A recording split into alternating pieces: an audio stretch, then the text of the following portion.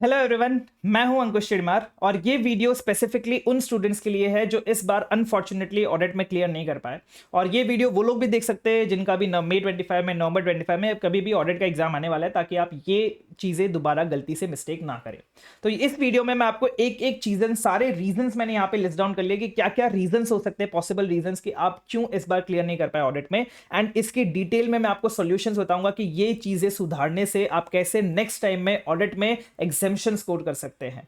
अब क्यों सर आप एग्जामिशन क्यों बोल रहे हो, सर 40 क्यों नहीं बोल रहे हो, वो भी मैं आपको चीजें बताऊंगा। सारी चीजें, ये पूरा पर्टिकुलरली एकदम डिटेल्ड वीडियो होने वाला है ऑडिट के लिए। अगर आपने ये वीडियो देख लिया उसके बाद आपको ऑडिट के लिए कोई वीडियो देखने की जरूरत नहीं है। ठीक है, चलिए शुरू करते हैं। तो सबसे बड़ा रीजन हमारे ऑडिट में ना क्लियर करने का होता है कीवर्ड्स रिटेंशन, कि सर हम ऑडिट को याद नहीं कर पा रहे हैं, हमें याद नहीं रह रहा है। सर हमने इतना अच्छे से पढ़ा था, इतनी बार उसको पढ़ा था, लेकिन फिर भी हम उसको याद नहीं कर पा रहे हैं सर।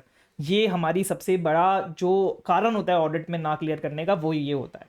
दूसरा कारण ये होता है कि लोग सिर्फ याद करने पे लगे रहते हैं। आपने सिर्फ याद करने पे ध्यान दिया, आपने कभी ऑडिट को कॉन्सेप्चुअली अंडरस्टैंड करने की कोशिश ही नहीं करी। कॉन्सेप्चुअल अंडरस्टैंडिंग का मतलब क्या हुआ सर, एक क्वेश्चन आया व्हाट इज ए, तो आपको व्हाट इज ए तो पता होना चाहिए, वो आप याद कर लोगे। लेकिन what is A in relation to B, what is A in relation to C, ये होती है कॉन्सेप्चुअल अंडरस्टैंडिंग, जब आप कॉन्सेप्ट्स की इंटरलिंकिंग करते हो। एंड सीए फाइनल लेवल पे ऐसे ही क्वेश्चंस आ रहे हैं।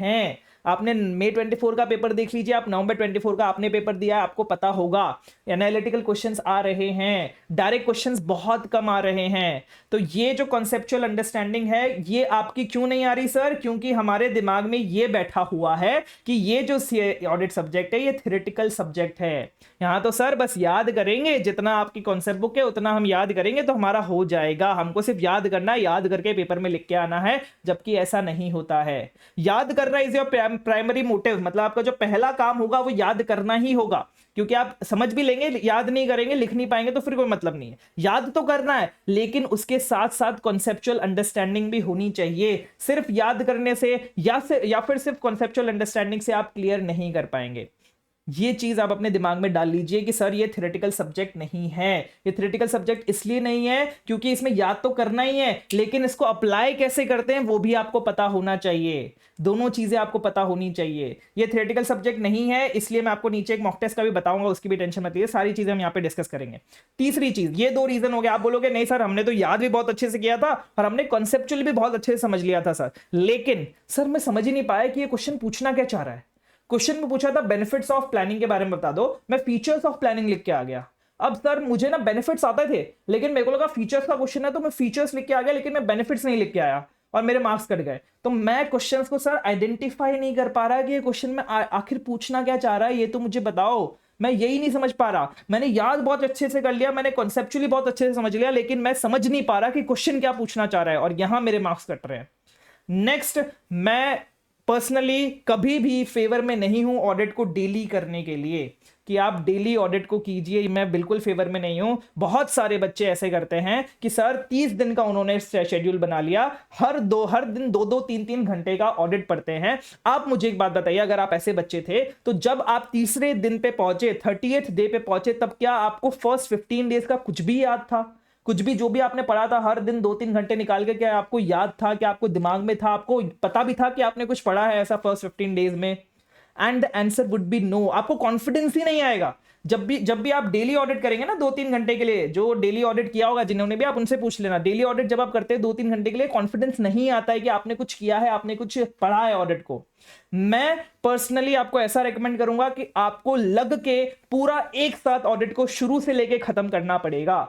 मतलब या तो आप 10 दिन दीजिए खुद को, 15 दिन दीजिए खुद को, लेकिन वो डेडिकेटेड स्लॉट दीजिए और उसी में ऑडिट कीजिए, सिर्फ और सिर्फ ऑडिट कीजिए। अरे सर क्या बोल रहे हो सर, ये आपसे होता होगा सर, आप रैंकर वैंकर हो, आपसे ये सब होता होगा, हमसे ये सब नहीं होता सर। हम थियरी सब्जेक्ट इतना ज्यादा नहीं कर सकते, हम 10 दिन तक सिर्फ ऑडिट नहीं पढ़ सकते, मेरा दिमाग खराब हो जाएगा सर, मेरी एफिशिएंसी पूरी गिर जाएगी, मैं 10-15 दिन ऑडिट नहीं कर सकता।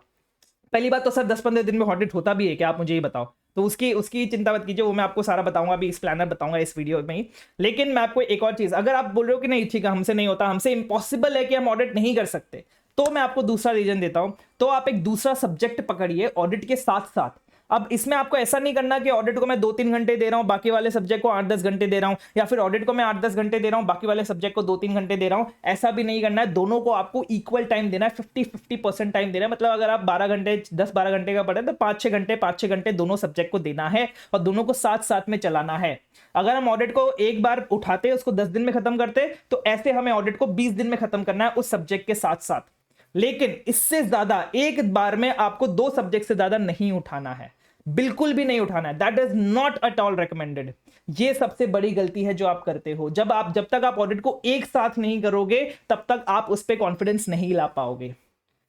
ठीक है, यस सर। नेक्स्ट, बहुत सारे न्यूमोनिक्स सर, इतने सारे न्यूमोनिक्स बना लिए थे मैंने। सी से कार था, कॉन्फिडेंस था, कॉन्फिडेंशियलिटी था, कॉम्पिटेंस था, पता नहीं सर क्या क्या, इतने सारे न्यूमोनिक्स से पता नहीं इतने कार, कूर, कीर, कोर, मार, गूर, मर, इतने सारे न्यूमोनिक्स से सर मैं एग्जाम में जाके कंफ्यूज हो गया कि कौन सा न्यूमोनिक कहां लगेगा। न्यूमोनिक लग तो गया कि यहाँ पे बम था, लेकिन बम से बी क्या था सर, बी याद नहीं आ रहा था। बी से भी इतने सारे याद आ रहे थे, ब्रांच आ रहा था, हमें पता नहीं क्या क्या, बहुत सारी चीजें याद आ रही थी सर। तो मैं कंफ्यूज हो गया कि कौन सा न्यूमोनिक यहाँ पे लगेगा। तो ये न्यूमोनिक्स का भी बहुत बड़ा चक्कर होता है, इसकी वजह से भी आप बहुत ज्यादा फेल होते हैं। नेक्स्ट सर, आप जो ये बता रहे हैं ना सर, ये क्या बता रहे हैं सर, ये सारी चीजें तो सर मुझे आती थी, ये सारी चीजें तो मैंने कर रखी थी, मैंने अच्छे से पढ़ाई भी कर रखी थी, कॉन्सेप्चुअली भी समझ रखा था, मैं क्वेश्चंस भी आइडेंटिफाई कर लेता था, मैं डेली भी नहीं किया था, मैंने सारा ऑडिट एक साथ में ही किया था, और मैंने न्यूमोनिक्स भी बहुत ज्यादा नहीं बनाए थे। लेकिन पता है क्या हुआ, मैं सिलेबस ही नहीं कवर कर पाया 1.5 दिन में। मुझे पता ही नहीं था कि 1.5 दिन में सिलेबस कवर कैसे करते हैं। मेरी तो इतनी मोटी मोटी कॉन्सेप्ट बुक थी, इतना बड़ा क्वेश्चन बैंक था, मैं कभी सोच ही नहीं सकता था उसको 1.5 दिन में कवर करने का। मुझे लगा हो जाएगा, लेकिन सर वो 1.5 दिन में नहीं हो पाया, और जितना 1.5 दिन में हुआ वो बहुत कम था, और फिर मैं लिख ही नहीं पाया। और आपको एक बात तो ये पता ही होगी, ये पता हो चली गई होगी अभी तक, कि जितना आप 1.5 दिन पढ़ते हैं उतना ही आप अपने एग्जाम में लिख के आ पाते हैं, उससे ज्यादा आप नहीं लिख के आ पाते हैं। तो 1.5 दिन is the most crucial days, and sir मैं उसमें कवर ही नहीं कर पाया अपने सिलेबस को, जितना सिलेबस मैंने पढ़ा था। नेक्स्ट सर मेरे लेक्चर्स जो थे वो 150 घंटे के थे, 180 आवर्स के थे, 200 घंटे के थे, 250 घंटे के सर मैंने लेक्चर्स ले लिए थे। वो जाके मेरे 2 महीने पहले खत्म हुए एग्जाम से, तो मेरे को सेल्फ स्टडी का टाइम ही नहीं मिला, सेल्फ स्टडी का टाइम नहीं मिला, रिविजन्स का टाइम नहीं मिला। तो मैंने क्या किया, मैंने जल्दी रिवाइज करने के लिए मैंने वीडियो देख ली, रिविजन वीडियोस देख लिए सर आपके। मुझे सेल्फ स्टडी का टाइम ही नहीं मिला सर, मैंने मल्टीपल रिविजन्स किए ही नहीं, मैं सेल्फ स्टडी की ही नहीं। अच्छा, एक ये क्वेश्चन, एक ये स्टूडेंट्स होंगे, दूसरे स्टूडेंट्स होंगे कि सर सेल्फ स्टडी करनी थी ना सर, मल्टीपल रिविजन्स करने थे ना, इसलिए हमने क्लासेस ही नहीं ली, या फिर क्लासेस ली तो उनको कंप्लीट ही नहीं किया, क्योंकि हमारे पास टाइम ही नहीं था क्लासेस को कंप्लीट करने का। सर क्लासेस से क्या मतलब, ऑडिट में आपने ही तो बोला है सर सेल्फ स्टडी का बहुत ज्यादा इंपॉर्टेंस होता है, क्लासेस करने का कोई मतलब ही नहीं है। तो क्लासेस में आपका जो सबसे बड़ा जो प्रॉब्लम होता है ना, कॉन्सेप्चुअल अंडरस्टैंडिंग का, प्लस कीवर्ड्स को रिटेन कैसे करना है, कैसे लिंक करना है, एक्चुअली में कैसे इसका प्रैक्टिकल एप्लीकेशन होता है, क्या मेमोरी टेक्निक्स होती हैं, ये सारी चीजें आपकी क्लासेस इजी बनाती है। इस वजह से आपको क्लास देखनी चाहिए। मैं classes, self study is the most important thing in audit, ये मैं बचपन से बोलता है, अभी भी मैं यही बोलूंगा कि सेल्फ स्टडी के बिना आप ऑडिट कभी भी खत्म क्लियर नहीं कर सकते। सिर्फ रिवीजन वीडियोस के बेसिस पे, सिर्फ लेक्चर्स के बेसिस पे आप कभी भी ऑडिट क्लियर नहीं कर सकते, कभी भी नहीं कर सकते। आपको सेल्फ स्टडी तो करनी ही पड़ेगी, लेकिन उसमें जो आपके लेक्चर्स क्या इंपॉर्टेंस क्या रोल प्ले करते हैं, उसमें आपको लेक्चर्स, कॉन्सेप्चुअल अंडरस्टैंडिंग का, क्या हमें कैसे लिंक करके याद रखना है उसका, मेमोरी टेक्निक्स का, ये सारा मोस्ट इंपॉर्टेंट चीज जो आपको खुद से ना करनी पड़े सेल्फ स्टडी के टाइम, वो सारी चीजों के लिए आपका लेक्चर्स हेल्प करता है। ये सारी चीजें डेवलप करने के लिए आपको लेक्चर्स डेवलप करता है। गाइडेंस देने के लिए, कैसे इस सब्जेक्ट को अप्रोच करना है, वो थॉट प्रोसेस बनाने के लिए आपका लेक्चर्स हेल्प करता है। लेकिन आपने या तो लेक्चर्स नहीं लिए थे या फिर उनको कंप्लीट नहीं किया था, ये आपका सबसे बड़ी गलती है। नेक्स्ट, जो एक और बड़ी गलती है, हमारा क्या होता है, हम सोचते हैं ऑडिट एक थियोरेटिकल सब्जेक्ट है, तो हमने क्या किया, हमने ऑडिट को याद कर लिया। अब यार इसके मॉक टेस्ट देने की क्या जरूरत है, ऑडिट की कोई मॉक टेस्ट देता है क्या, सिर्फ लिखना ही तो है ना, एग्जाम में आएगा लिख देंगे, याद करने पे फोकस करें ना। 3 घंटे में लिखने में लगाऊंगा, इससे अच्छा 3 घंटे में कुछ याद कर लूं, तो याद कर लूंगा तो ज्यादा बेटर है ना, मैं एग्जाम में लिख पाऊंगा। लिखना ही तो है यार, थियरी सब्जेक्ट है, प्रैक्टिकल सब्जेक्ट हाँ ठीक है, डीटी में मुझे थोड़ा प्रैक्टिस क्वेश्चन प्रैक्टिस ये सब करके देखनी पड़ेगी, क्योंकि उसमें क्वेश्चन प्रैक्टिस सॉल्विंग ये सब कर लगता है, कैलकुलेटर का काम होता है। ऑडिट में ये सब थोड़ी होता है यार, ऑडिट में इतना कौन करेगा यार, मॉक टेस्ट देने की जरूरत नहीं है, मैं बस याद करूंगा, चीजों को याद करता रहूंगा, आईसीए की एग्जाम आएगी लिख के आ जाऊंगा, खत्म। ये आपकी गलती है, मॉक टेस्ट नहीं देना ये आपकी गलती है। क्यों नहीं, क्यों है सर हमारी गलती? सर आपने, हाँ सही कर, ठीक है सर, मैंने मॉक टेस्ट नहीं दिए थे, लेकिन मैंने रिटर्न प्रैक्टिस तो करी थी। मैंने क्वेश्चंस उठाए और क्वेश्चंस देखा और उसके साथ उसका आंसर देखा, ये तो मैंने किया था। लेकिन ये भी सफिशिएंट नहीं है। रिटर्न प्रैक्टिस, सिर्फ रिटर्न प्रैक्टिस करना क्वेश्चंस और आंसर्स की, वो भी सफिशिएंट नहीं है। सर मैंने सेक्शन वाइज मॉक टेस्ट दिए थे कि पहले मैंने स्टैंडर्ड्स के मॉक टेस्ट दे दिए, प्रोफेशनल एथिक्स का दे दिया, अदर ऑडिट्स के, ऐसे अलग अलग करके चैप्टर वाइज मैंने मॉक टेस्ट दिए थे, लेकिन मैंने फुल कोर्स नहीं दिया था। ये भी आपकी गलती है। आपको मॉक टेस्ट देने हैं सिर्फ और सिर्फ फुल कोर्स वाले। सर ऐसा क्यों बोल रहे हो सर, सेक्शन वाइज क्यों नहीं देने, क्वेश्चन वाइज क्यों नहीं देने? सबसे पहली चीज, फुल कोर्स जब आप मॉक टेस्ट देते हो, that means you are getting an exam like environment of ICAI.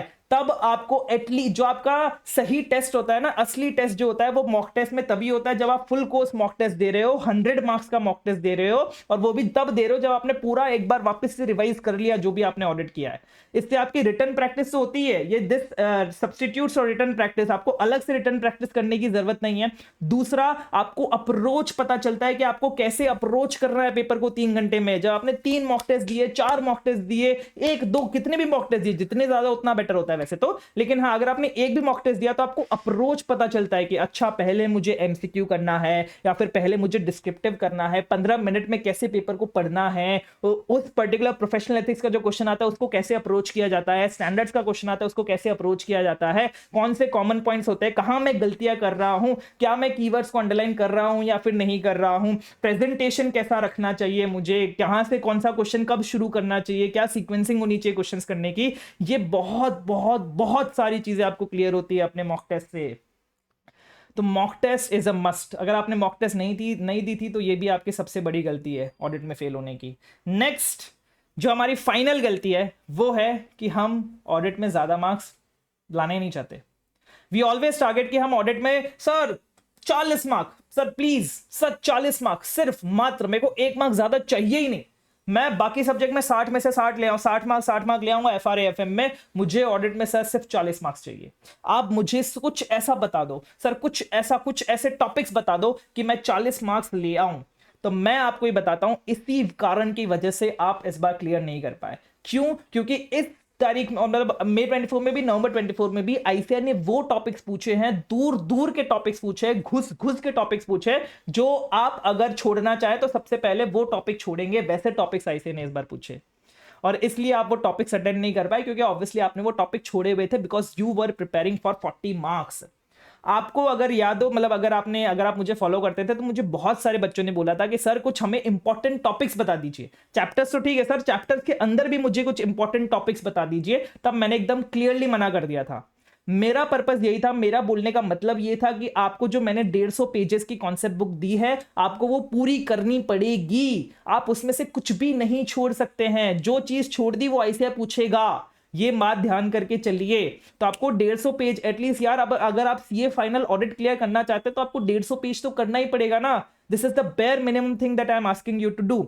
अच्छा सर, एक और क्वेश्चन जो आ रहा था बच्चों का कि सर आपके कॉन्सेप्ट बुक में हमने देखा ना, हमने जब आईसीएआर मॉड्यूल से कंपेयर किया तो आईसीएआर मॉड्यूल में एक पॉइंट में 3 सेंटेंस लिखे हुए हैं, आपने उसी पॉइंट में एक ही सेंटेंस लिखा है। सर आपने तो कंटेंट काटा हुआ है, सर आप ऐसे कैसे बोल रहे हो कंटेंट नहीं काटा हुआ, ऐसे तो हमारे इसके मार्क्स कट लेगा। आपने तो सिर्फ कीवर्ड्स लिखे हैं और कीवर्ड्स को भी आपने बोल्ड कर दिया है। सर कि सिर्फ कीवर्ड्स लिखने से थोड़ी चलेगा, आजू बाजू का भी तो लिखना पड़ेगा ना।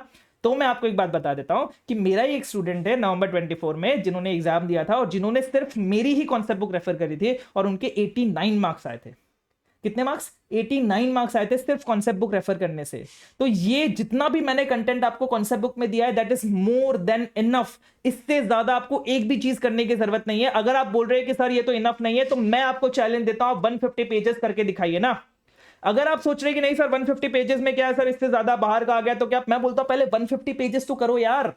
पहले 150 पेजेस करो, फिर बाहर का देखेंगे ना हम लोग। फिर हम लोग क्वेश्चन सॉल्विंग करेंगे, फिर क्वेश्चंस की अंडरस्टैंडिंग लेंगे, कॉन्सेप्चुअल अंडरस्टैंडिंग लेंगे बैचेस में। पहले 150 पेजेस तो कीजिए। आप 150 पेजेस ही नहीं कर रहे, फिर बोल रहे कि नहीं सर हमें तो और चाहिए, सर आपने तो ये काटा हुआ है ना वो काटा हुआ है। पहले वो तो कीजिए। उसमें से 112 मार्क्स का आया था, 118 में से 112 मार्क्स का आया था नवंबर 24 एग्जाम में मेरी कॉन्सेप्ट बुक से। 4 रैंक्स जिन्होंने मेरे रिवीजन वीडियोस रेफर किए थे, कॉन्सेप्ट बुक रेफर करी थी, सिर्फ रिवीजन वीडियोस रेफर करने से, कॉन्सेप्ट बुक रेफर करने से बहुत अच्छे मार्क्स आ रहे बच्चों के। तो ये चीज आपको ध्यान में, दिमाग में डालनी पड़ेगी। सब छोड़ दीजिए, सब सोचना कि सर 3 पॉइंट है, 3 सेंटेंस होते हैं, एक ही सेंटेंस लिखा है। मैं बोल रहा हूँ एक सेंटेंस तो याद करो पहले, फिर 3 सेंटेंस पे जाएंगे ना, 3 सेंटेंस पे भी जाएंगे, आप उसके टेंशन में मत लीजिए, लेकिन पहले वो एक सेंटेंस तो याद कीजिए। उस एक सेंटेंस में जो मैंने कीवर्ड्स बताया उसको अंडरलाइन तो करके आइए। ये अंडरलाइन का ही सारा खेल होता है। मैं बोलता हूं, चलो मैं भी मानता हूं कि यार मैंने 3 सेंटेंस को एक सेंटेंस में किया है, लेकिन वो इसलिए किया है क्योंकि अगर आपने एक सेंटेंस लिखा, सपोज मैंने यहां पे कोई भी एक सेंटेंस लिख दिया, ठीक है, एक सेंटेंस लिख दिया, अब इसमें 2 कीवर्ड्स है, इसको मैंने ऐसे अंडरलाइन कर दिया ना अपनी आंसर शीट में, तो आपका जो एग्जामिनर है वो फिर ये 2 वर्ड्स ही देखेगा। आप खुद ही देख लेना, आप एक बार एक मॉक टेस्ट देखना, उसमें खुद ही आपके जो आंसर्स है उसमें कीवर्ड्स, मतलब जो भी आपके कीवर्ड्स है उसको अंडरलाइन कर लेना और खुद ही एज एन इवैल्यूएटर उसको चेक करने की कोशिश करना। इवेंचुअली आपका जो ध्यान है वो सिर्फ जो कीवर्ड्स अंडरलाइंड है उन पे ही जाता है, आपका ध्यान और कहीं जाएगा ही नहीं, क्योंकि आपके पास टाइम ही नहीं है यार, उनके एग्जामिनर्स के पास टाइम ही नहीं होता। तो उनके लिए आपको काम इजी बनाना है कि लो भाई मैंने कर लिया अपने कीवर्ड्स अंडरलाइन, अब आप मुझे मार्क्स दे दीजिए। तो कीवर्ड्स अंडरलाइन का ही सारा खेल है, और वो कीवर्ड्स मैंने आपको ऑलरेडी सारे अपने हाईलाइट करके दिए हुए हैं। तो ये आपके सारे रीजंस थे कि भाई जिस रीजंस की वजह से हो सकता है कि आपने अपना ऑडिट का पेपर इस बार क्लियर नहीं किया हो अनफॉर्चुनेटली।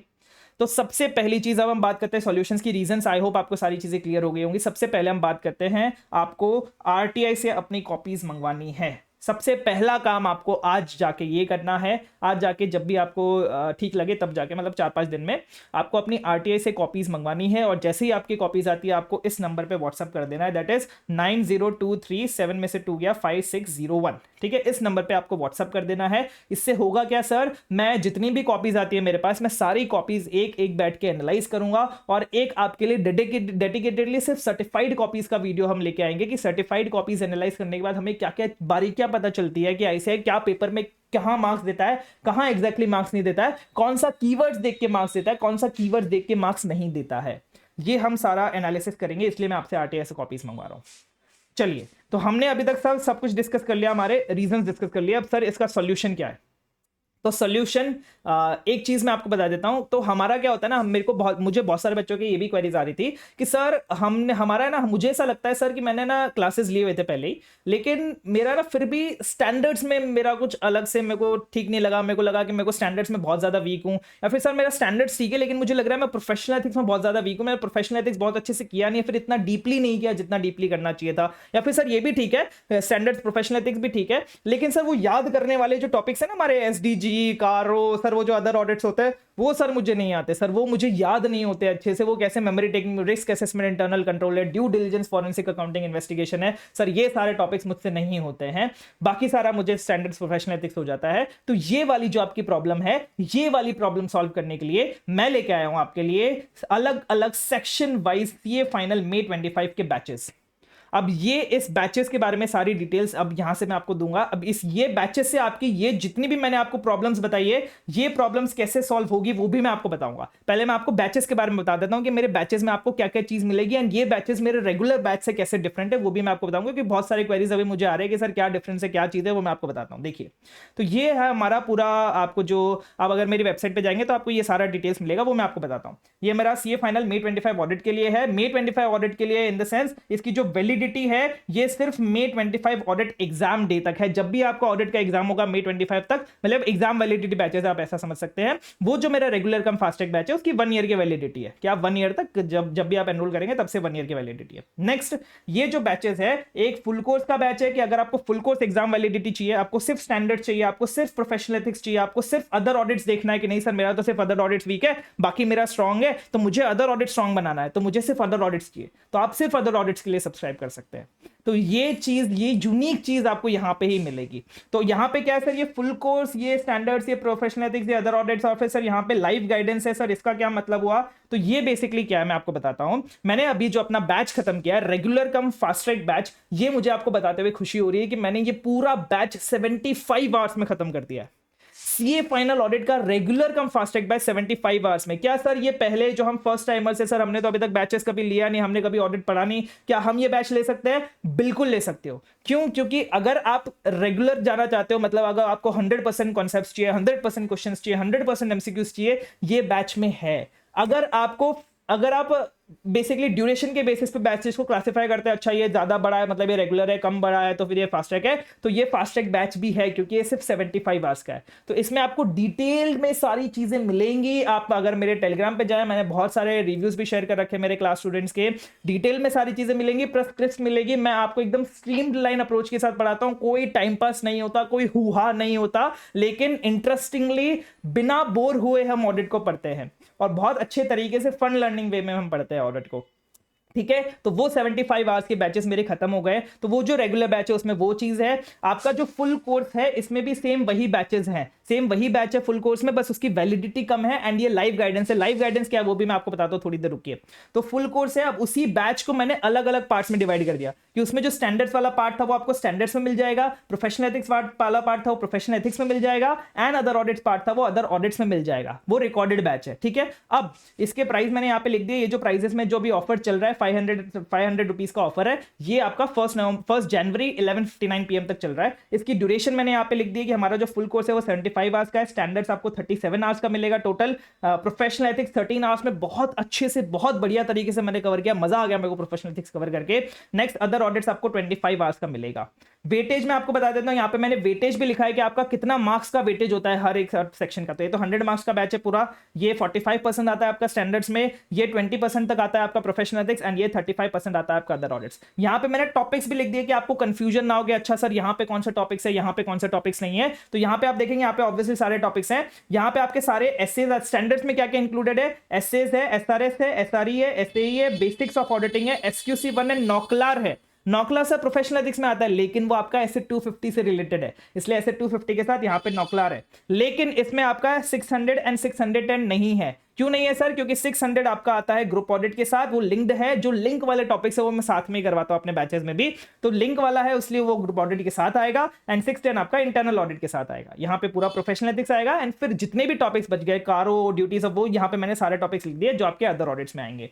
नेक्स्ट कॉन्सेप्ट बुक के पेजेस लिख दिए कि सर ये कॉन्सेप्ट बुक के कितने पेजेस कवर करते हैं, क्या वेटेज आता है कॉन्सेप्ट बुक के हिसाब से। तो टोटल आपका 150 पेजेस है, यहाँ पे 72 है, यहाँ पे 27 है, यहाँ पे 51 पेजेस की पूरी कॉन्सेप्ट बुक है। ठीक है, बेसिकली आपको कॉन्सेप्ट बुक तो पूरी ही मिलेगी। Start date and end date. अब यहां पे आता है लाइव गाइडेंस का तड़का। तो यहां पे क्या होता है, आपको ये कंफर्ट मिलेगा रिकॉर्डेड का, प्लस आपको डिसिप्लिन मिलेगा लाइव का। तो हमने क्या किया है, हम अगर आप मेरी वेबसाइट पे जाएंगे, अगर मैं आपको एक बार वेबसाइट से भी दिखा देता हूं, तो वेबसाइट है मेरी, ये रही, ये है मेरी वेबसाइट। यहां पे अगर हम जाएंगे बैचेस में दो ऑप्शन है आपके पास, एक है विद बुक्स का और एक है विदाउट बुक्स का। विद बुक्स में ऑब्वियसली आपका 1000 रुपीज एक्स्ट्रा है फॉर बुक्स की, बुक्स का हमारा 1000 रुपीज होता है कॉम्बो का, तो 1000 रुपीज एक्स्ट्रा है। तो सपोज मैंने यहाँ पे विद बुक्स में क्लिक किया, तो विद बुक्स में क्लिक करने के बाद आपके पास अलग अलग ऑप्शन आ जाएंगे। ये आपका regular cum fast track batch, ठीक है, सब पे आपका ऑफर चल रहा है, 500 रुपीज ऑफ चल रहा है 1 जनवरी तक। ये आपका regular cum fast track batch. Next है आपके पास full course batch, standard batch, professional ethics batch, and फिर अदर ऑडिट्स बैच। ये आपको जो बैच लेना आप उसके हिसाब से ले सकते हैं। अब हर बैच में मैंने आपका लाइव गाइडेंस का शेड्यूल डाल दिया। ये जैसे आप फुल कोर्स बैच पे क्लिक करेंगे, यहां पे आप नीचे जाएंगे तो आपको यहां पे दिखेगा बैच प्लानर। अब इस बैच प्लानर पे क्लिक करेंगे तो आपको एक ये वाला पीडीएफ डाउनलोड हो जाएगा, सीए फाइनल ऑडिट इन 10 डेज। तो यहां पे मैंने क्या किया है, यहां पे मैंने अपने हर एक टॉपिक लिख दिया कि मैंने लेक्चर में कौन सा टॉपिक कवर किया है, उसका मतलब लेक्चर्स कौन कौन से हैं, उसका क्या ड्यूरेशन है, ड्यूरेशन आवर्स में क्या है, और आपको ये जो डेट है कौन से पर्टिकुलर डेट में कितने आवर्स का कंटेंट देखना है। आप बोलोगे सर 8.5 आवर्स का कंटेंट देखना है। अब देखिए, वैसे मेरी बैच पूरी आप टोटल देखेंगे तो कितने की है सर, 76.2 आवर्स, मतलब अप्रॉक्स 76 आवर्स की है 10 दिन में, मतलब आपको अप्रॉक्स 7 to 8 आवर्स का कंटेंट देखना पड़ेगा एवरेज दिन में। अब सर आप बोलेंगे 7 to 8 आवर्स तो सर बहुत ज्यादा हो जाएगा। अब इसमें दो चीजें, दो अप्रोच हो सकती है। या तो आप वो बच्चे हो जो एक ही साथ पूरा ऑडिट खत्म करने वाले हो, तो आपको 7 to 8 आवर्स का कंटेंट देखना है, वो भी आप 1.5 पे देखेंगे या फिर 2 पे देखेंगे, तो वो 4 से 5 घंटे में खत्म हो जाएगा आपका पूरा कंटेंट। फिर आपको जो अलग से 4 से 5 घंटे मिलेंगे, उसमें आपको हैंड रिटन नोट्स बनाने हैं, क्योंकि हैंड रिटन नोट्स का एनक्रिप्टेड पीडीएफ आपको इसके साथ ही मिल जाएगा। दूसरा, आपको रिवाइज करना है जो भी हमने बैच में, जो भी हमने उस दिन किया है। यहां पे मैंने डेट्स लिख दिया है कि आपको कौन से दिन में क्या क्या कवर करना है। क्या सर लाइव गाइडेंस बैच में एनरोल करने के बाद हमें ये डेट्स को ही फॉलो करना है? ऐसा जरूरी नहीं है, वो बैच आपके पास रहेगी। This is your recommended schedule, recommended planner, कि मैंने आपको टाइम दिया है कि सर 1 जन तक आप जितना टाइम लेना चाहे उतना टाइम ले सकते हैं। जो भी आपको फिगर आउट करना है, आगे आपको कैसे प्लानिंग करनी है, क्या प्लानिंग करनी है, वो आप कर सकते हैं। 2 जन से आप अपना ऑडिट शुरू कर सकते हैं डेडिकेटेडली। 2 जन से लेके मैंने यहां तक आपको 11th जन तक पूरा शेड्यूल बनाया 10 दिन का। 10 दिन में आपका ऑडिट बहुत अच्छे से खत्म हो सकता है। रिवाइज के साथ साथ आप उसी आधा घंटा, मतलब बेसिकली 50% ऑफ योर डे आप पूरा अपना लेक्चर्स में डालेंगे एंड 50% आप उसी को रिवाइज करने में डालेंगे। नहीं सर, पर मैं तो नहीं कर पाऊंगा ना सर, मेरे को तो नहीं करना, मुझे तो अलग अलग करना है, मैं पूरा ऑडिट एक साथ नहीं कर सकता। तो फिर आप क्या कीजिए, आप यही प्लानर फॉलो कीजिए। आप 11th जैन तक सिर्फ आप लेक्चर्स देखिए और फिर जो सेल्फ स्टडी वाला टाइम है वो आप अलग से शुरू कीजिए। आप साथ साथ में सेल्फ स्टडी मत कीजिए, क्योंकि आपको 10 दिन में, पहले 10 दिन में तो आपको ये लेक्चर्स खत्म करने ही है। तो या तो आप साथ साथ सेल्फ स्टडी कर लो, दोनों को साथ साथ में कर लो, एक ही साथ पूरा ऑडिट खत्म कर लो, या फिर पहले 50% टाइम में पहले आप सिर्फ लेक्चर्स कीजिए, फिर आप उसके बाद सेल्फ स्टडी कीजिए। इससे आपका 2 बार रिवाइज हो रहा है। साथ साथ में उतना अच्छे से रिवाइज नहीं होगा, तो 2 बार रिवाइज हो रहा है उतना अच्छे से। ठीक है, तो ये अब इसमें होगा क्या, लाइव गाइडेंस में क्या होगा, मैं अल्टरनेट डेज पे आपके साथ जुड़ूंगा, आपके साथ कनेक्ट करूंगा। लाइव गाइडेंस सेशन होगा जिसमें आपको जो भी क्वेरीज है, जो भी आपके डाउट्स है, जो भी आपको चीजें पूछनी है, कुछ प्लानिंग से रिलेटेड, मेंटरशिप से रिलेटेड क्वेरीज आ रही है, डाउट्स आ रहे हैं, जो भी आपकी चीज है, मैं लाइव गाइडेंस में आके आपको सॉल्व करूंगा। तो आपको बेसिकली यहाँ पे रिकॉर्डेड का कंफर्ट मिल रहा है कि आप रिकॉर्डेड जब भी आपको देखना चाहे पूरे दिन में आप देख सकते हैं, ना सुबह देखना है शाम को देखना है, ऐसा कुछ भी नहीं है, जब आपको देखना है तब आप देख सकते हैं।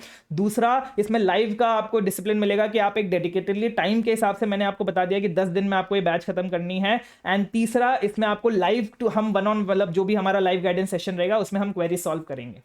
एंड ये जो रिकमेंडेड, फिर से मैं आपको बता देता हूं, डेट्स है ये रिकमेंडेड है, ऐसा नहीं है कि भाई ये दिन तक ही आपका ये बैच अवेलेबल रहेगा, उसके बाद ये अवेलेबल नहीं रहेगा, उसके बाद भी ये बैच अवेलेबल रहेगा। बस ये रिकमेंडेड, मैंने आपको अपना प्लानर बता दिया कि इस प्लानर के हिसाब से चलना है। वैसे अगर आप स्टैंडर्ड्स वाला लेंगे, वहां पे आपको अलग से अपना प्लानर मिलेगा, प्रोफेशनल एथिक्स वालों को अलग से मिलेगा, एंड अदर ऑडिट्स वालों को अलग से मिलेगा। ये फुल कोर्स का प्लानर है जो मैंने आपको दिखा दिया है। ठीक है, yes sir.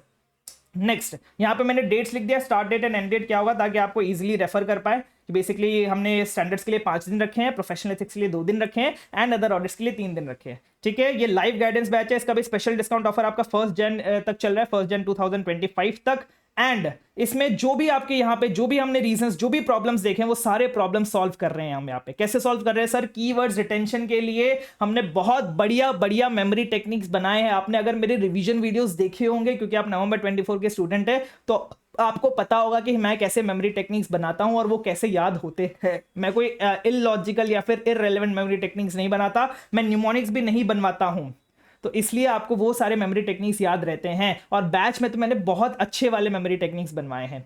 Next, conceptual understanding भर भर के मैंने, जैसे जैसे मैं और बढ़ता जा रहा हूं आगे, वैसे वैसे और कॉन्सेप्चुअल अंडरस्टैंडिंग भी बहुत अच्छी होती जा रही है। लिंकिंग जो होती है कॉन्सेप्ट्स की, वो भी बहुत बढ़िया हो रही है। क्वेश्चंस को आइडेंटिफाई करने के लिए मैंने स्पेसिफिकली क्या किया है, क्वेश्चन जिस भी वर्ड से आ सकता है, जिस भी हेडिंग से, जो भी वर्ड से दिख जाए आपको क्वेश्चन में, उसके बाद आपको वो आंसर लिखना है। वो सारे वर्ड्स मैंने आपके हेडिंग में लिखे हुए हैं।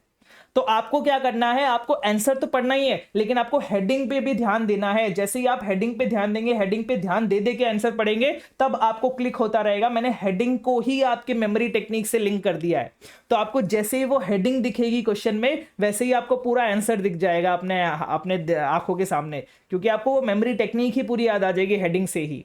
तो इसीलिए ये वाली प्रॉब्लम वैसे सॉल्व हो जाएगी। डेली ऑडिट तो मैं करना रेकमेंड नहीं करता, इसलिए मैंने आपको प्लानर भी दे दिया कि आप कैसे प्लानर के साथ चल चल के 10 दिन में पूरा ऑडिट अच्छे से खत्म कर सकते हैं। बिकॉज यू हैव टाइम, आपके पास टाइम है। आपका सबसे बड़ा एसेट ये टाइम ही है। आपके पास 4 महीने हैं। अगर आप 1 जनवरी तक अपने आप को सॉर्ट आउट करके जितना रोना है उतना रो के 2 जनवरी से अगर आप ये ठान लेते हैं कि मैं बहुत अच्छे से इस बार क्लियर करूंगा, तो then this is your time, आप करेंगे क्लियर। क्योंकि 4 महीने are more than enough for, अगर आप 5 सब्जेक्ट्स में भी फेल हो गए तो 5 सब्जेक्ट्स के लिए भी 4 महीने आर मोर देन इनफ। और आपको तो मैं सिर्फ 10 दिन बोल रहा हूं ऑडिट को देने के लिए, तो 10 दिन में आपको सिर्फ और सिर्फ ऑडिट करना है, बहुत अच्छे से करना है। Next, 1.5 days coverage. As you all know, concept book से 150 पेजेस के, तो 1.5 डेज की आपको चिंता लेने की जरूरत है नहीं। 1.5 डेज में बहुत अच्छे से आप कॉन्सेप्ट बुक को कवर कर सकते हैं। कोई सेल्फ स्टडी का टाइम नहीं है सर, रिवीजन का टाइम नहीं मिलेगा। मिलेगा 75 आवर्स के ही बैचेस है, तो आपको रिवीजन का टाइम भी मिलेगा, सेल्फ स्टडी का टाइम भी मिलेगा। ये यही टाइम तो है जो मैंने आपका टाइम बचाया ना, 75 to 100 आवर्स जो मैंने आपके बचाए हैं, वो सेल्फ स्टडी और मल्टीपल रिवीजन के लिए ही बचाए हैं, ताकि आप वहां पे ज्यादा टाइम दे। फिर आप क्लासेस कंप्लीट नहीं करते या फिर लेक्चर्स नहीं लेते, वो सारी प्रॉब्लम्स मैंने यहाँ पे सॉल्व करी कि सर इतने बड़े क्लासेस हम कंप्लीट ही नहीं करेंगे, तो वो इतने बड़े क्लासेस नहीं है, सिर्फ 75 आवर्स के क्लासेस है। नेक्स्ट, हम लेक्चर्स नहीं लेंगे क्योंकि सर हमें तो कुछ पार्टी चाहिए सर, या फिर हम थोड़ा सा फाइनेंशियली सर थोड़ा सा दिक्कत आ रही है। तो अगर आपका ये दिक्कत जो फाइनेंशियल वाली है, या फिर आपका जो पर्टिकुलर टॉपिक वाली है, सर मुझे तो सिर्फ पर्टिकुलर टॉपिक चाहिए, मैं पूरा लेक्चर पूरा बैच लेके क्या करूंगा, वो सारी दिक्कत हमने यहाँ पे सॉल्व कर दी है। अगर फॉर गुड रीजंस। आपका अगर अभी भी फाइनेंशियल दिक्कत है तो मैं आपको ये रेकमेंड करूंगा सबसे पहली चीज सबसे पहली चीज तो ये होगी कि you are going to be a CA, तो आप ऑब्वियसली वहां से देख सकते हैं कि भाई आपका क्या फाइनेंशियली होने वाला है आगे। लेकिन अगर आपको दूसरा फिर भी आपको लगता है कि नहीं सर फॉर गुड रीजंस मेरी फाइनेंशियल दिक्कत है, तो ऑब्वियसली मेरे रिवीजन वीडियोस 100% रिवीजन वीडियोस हमारे यूट्यूब चैनल पे अवेलेबल है। आपको बस क्या करना है, मेरी कॉन्सेप्ट बुक बाय करनी है जो 400 रुपीज की। अगर आपको वो भी बाय भी नहीं करनी तो भी मैंने सारे नोट्स अपने टेलीग्राम चैनल पे डाले हुए, आप वो नोट्स रेफर करके और मेरे रिवीजन वीडियोस रेफर करके बहुत अच्छे से क्लियर कर सकते हैं। क्योंकि नवंबर 24 में जिन्होंने भी रेफर किया था वो सिर्फ मेरे रिवीजन वीडियो से नोट्स ही रेफर किए थे और उसके बाद उनके इतने अच्छे मार्क्स आ रहे हैं। तो बैच में अगर आप आ गए तो सोचिए आपके कितने मार्क्स आएंगे। ठीक है, यस सर, ये प्रॉब्लम मैंने आपकी पूरी सॉल्व कर दी कि आप लेक्चर्स कंप्लीट नहीं कर पा रहे या फिर लेक्चर्स ले नहीं पा रहे। फिर मॉक टेस्ट के लिए मैं आपको बता देता हूं कि मॉक टेस्ट के लिए भी बहुत अच्छा मैंने एकदम बेस्ट क्वालिटी के साथ मॉक टेस्ट देने की हम आपको प्रोवाइड कर रहे हैं। मॉक टेस्ट हमने लॉन्च कर दी है, बोथ ग्रुप्स की लॉन्च करी है इस बार May 25 के लिए, जिसमें आपका ऑफर चल रहा है। अभी आप जाएंगे हमारी वेबसाइट पे ही, आपको यहाँ पे जाके टेस्ट सीरीज में आपको मॉक टेस्ट भी दिख जाएंगी। यहाँ पे अगर आप जाएंगे तो आपको ये रहा टेस्ट सीरीज, तो यहाँ पे आप टेस्ट सीरीज पे क्लिक करेंगे तो आपको टेस्ट सीरीज भी हमारी दिख जाएगी। ये टेस्ट सीरीज है हमारे यहाँ पे, इस पे भी ऑफर चल रहा है हमारा 1 जन 11:59 PM तक। आपको पता है कि भाई हमारा ऑफर एक्सटेंड नहीं करते, तो 1 जन तक हमारा ये ऑफर चल रहा है। टेस्ट सीरीज का मॉक टेस्ट आपको देनी ही देनी है। मैं ऐसा नहीं बोलूंगा मेरी मॉक टेस्ट दो, आप किसी की दो, आईसीए की मॉक टेस्ट दो, लेकिन प्लीज यार प्लीज मॉक टेस्ट दे देना। एंड 40 मार्क्स का टारगेट करते करते मैं आपको ऐसी बैच दे रहा हूं, आपको ये बैच देखने के बाद आप खुद कॉन्फिडेंट हो जाएंगे कि सर हमारी एग्जामिशन तो आ ही रही है। क्योंकि यार हमारी सबसे बड़ी दिक्कत ये होती है ना कि हम अगर 40 मार्क्स का टारगेट करते हैं तो हम उसके हिसाब से ही प्रिपरेशन करते हैं। जैसे ही हमारा टारगेट बड़ा होता है ना, वैसे ही हमारी प्रिपरेशन भी बड़ी हो जाती है। जैसे ही हम टारगेट करते हैं कि नहीं सर हम तो 60 मार्क्स लेके आएंगे, तो हमारी प्रिपरेशन अपने आप 60 मार्क्स की हो जाती है और तब हम 40 मार्क्स के बारे में सोचना छोड़ देते हैं। 40 मार्क्स तो हमारे फिर कंफर्म होते हैं अगर हम 60-70 मार्क्स के बारे में सोच रहे हैं। तो ये आपकी सबसे बड़ी प्रॉब्लम्स के सबसे बड़े सॉल्यूशन है जो मैं आपको बता रहा हूं। एक बार मैं आपको वापस बता देता हूं कैसे आपको बैचेस परचेस करनी है। क्या जो लोगों की दिक्कत आ रही थी कि सर दोनों में क्या डिफरेंस है, कैसे सर प्राइजेस तो बढ़ रहे हैं प्राइजेस कम हो रहे हैं, तो देखिए सबसे पहली चीज मैं आपको वापस बता देता हूं। विथ बुक्स में अगर आप जाएंगे तो एक आपको रेगुलर बैच मिलेगा, एक लाइव गाइडेंस बैच मिलेगा। रेगुलर बैच की प्राइस ये 3500, ये विदाउट बुक्स है। ठीक है, और यहाँ पे लाइव गाइडेंस पे क्लिक करेंगे, यहाँ पे आप चारों ले सकते हैं। फुल कोर्स का लेना है तो उसका अलग है, standards, professional ethics, other audits, इन सबका अलग है। ये हमारा विदाउट बुक्स का हो गया। ठीक है, नेक्स्ट हम बात करते हैं आपके विद बुक्स में। विद बुक्स में आपके जो बैचेस है वो अलग अलग दिए मैंने, प्रोडक्ट वाइज आपको अलग अलग दिए कि ये आपका रेगुलर है, ये आपका फुल कोर्स है, ये आपका स्टैंडर्ड्स है, ये आपका प्रोफेशनल एथिक्स, ये आपका अदर ऑडिट्स है। तो with books without audit, without books अलग है। टेस्ट सीरीज में आप देखेंगे, टेस्ट सीरीज में भी हमारा डिस्काउंट चल रहा है 1 जन तक आपके लिए, और बुक्स हमारी यहां से आपको मिल जाएगी। बुक्स में कभी कोई डिस्काउंट हम देते नहीं है, तो बुक्स में आपको यहां से मिल जाएंगी। और ये बुक्स में मैं एक और चीज बता देता हूं, ये बुक्स आपकी अमेंडेड नहीं है। अमेंडमेंट्स, हाँ एक और चीज मैं आपको बता देता हूं, ऑडिट में मैंने अमेंडमेंट्स ऑलरेडी आपको दे दिए, आपके वीडियो मैंने डाल दिए ऑडिट में May 25 के लिए ना, पीडीएफ डाल दिया है जिसमें आप सारे amendments, word by word amendments, मैंने आईसीए मॉड्यूल जो पुराने वाले थे वो नई वाली आईसीए मॉड्यूल को दोनों को कंपेयर किया, उसमें जो भी अमेंडमेंट्स से छोटे वो सारे अमेंडमेंट्स हमने कवर किए हैं। ठीक है, तो वो पीडीएफ और वो वीडियो भी आपको यूट्यूब पे मिल जाएगी, टेलीग्राम पे मिल जाएगी, आप वहां पे जाके रेफर कर सकते हैं। बहुत ज्यादा अमेंडमेंट्स नहीं है जिसके लिए आपको नई कॉन्सेप्ट बुक लेनी पड़ जाए। अगर आपके पास मेरी कॉन्सेप्ट बुक ऑलरेडी है तो आप उसको भी रेफर कर सकते हैं। अगर आपको नई बाय करनी है तो आप नई भी बाय कर सकते हैं और बस वो अमेंडमेंट्स आप रेफर कर लीजिएगा तो हो जाएगा सारा काम।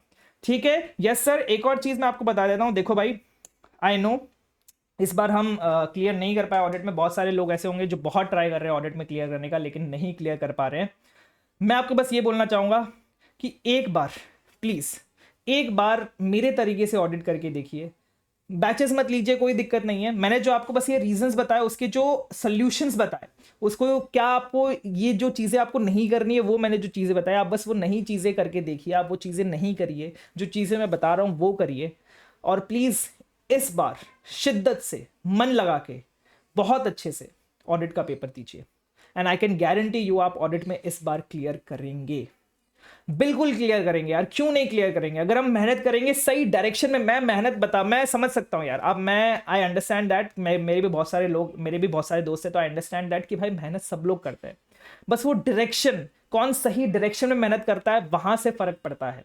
तो ये मैंने कोशिश करी है कि मेरे हिसाब से मुझे जितना अभी तक, जितने बच्चों से बात करके, जितने हजारों बच्चों से मैंने बात करी है, उसके बाद जो मैंने पूरा एनालिसिस निकाला है, उसके बाद जो मैंने आपके ये रीजंस निकाले कि ये रीजंस होते हैं जिसकी वजह से फेल होते हैं, वो सारे रीजंस अगर आप देखेंगे, समझेंगे और उसको फॉलो करेंगे तो you are going to get great marks in audit, that's for sure. तो आई जस्ट रिक्वेस्ट यू कि प्लीज यार हिम्मत मत हारिए, we are in together in this, मैं हूं आपके साथ। आप जो भी चीज बोलेंगे सर ये चीज नहीं है, सर हमारे पास ये चीज नहीं है, वो सारी चीजें मैं आपके पास लाके रहूंगा। और ये उसका सबसे पहला स्टेप यही था कि सर हमको अलग अलग सेक्शन वाइज चाहिए, तो मैंने आपके लिए सेक्शन वाइज लेके आ गया हूं। तो आई होप यहां से आप बहुत एक पॉजिटिव नोट के साथ निकले। आपको जितना टाइम लगाना है 4-5 दिन लीजिए, 1 जन तक अपना आराम से टाइम लीजिए, अपने रिजल्ट को सिंक इन कीजिए, रोना है रोइए, बिकॉज दैट्स योर रिजल्ट जिसके लिए आपने मेहनत करी थी। कोई मतलब यू आर जस्ट ह्यूमन यार, वी आर ह्यूमंस, हम रोएंगे, रोना पड़ेगा, लेकिन एक दिन आप डिसाइड कीजिए 1 जन के बाद मैं कभी नहीं रोऊंगा। अब मैं सिर्फ और सिर्फ अपनी पढ़ाई की तरफ ध्यान दूंगा, और अब मैं से ये बन के दिखाऊंगा, ऑडिट में एग्जामिशन ला के दिखाऊंगा। और नीचे कमेंट कर दीजिएगा कि I will score an exemption in November 24 audit, हम सीए बनेंगे, ताकि जो भी ये वीडियो देखे उसको मोटिवेशन आ जाए कि वो भी सीए बनेगा। अगर आपका दोस्त भी है जो ऑडिट में क्लियर नहीं कर पाया, उसको भी ये वीडियो शेयर कीजिए। वीडियो पसंद आया तो प्लीज लाइक कीजिए, ताकि आपके जैसे लोगों के साथ ये वीडियो पहुंच जाए। एंड बस दुआ में याद रखना यार, इस बार ऑडिट में एग्जामिशन पार, बस दुआ में याद रखना, हम सीए बनेंगे। Thank you, bye bye.